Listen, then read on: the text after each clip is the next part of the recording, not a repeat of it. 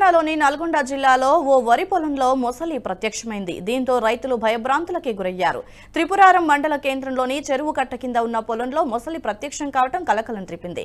దీంతో మొసలిని చూడటానికి జనాలు తండోపతండాలుగా పొలం వద్దకొచ్చారు. రైతులు ఇచ్చిన సమాచారంతో అటవీ అధికారులు మొసలిని పట్టుకున్నారు.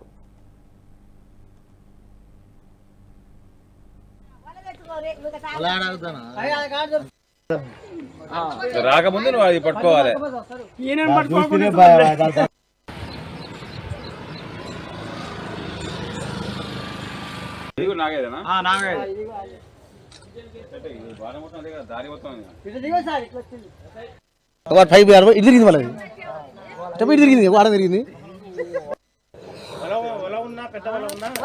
చేపల వల్ల ఉన్నా లేచినాయి కాదు.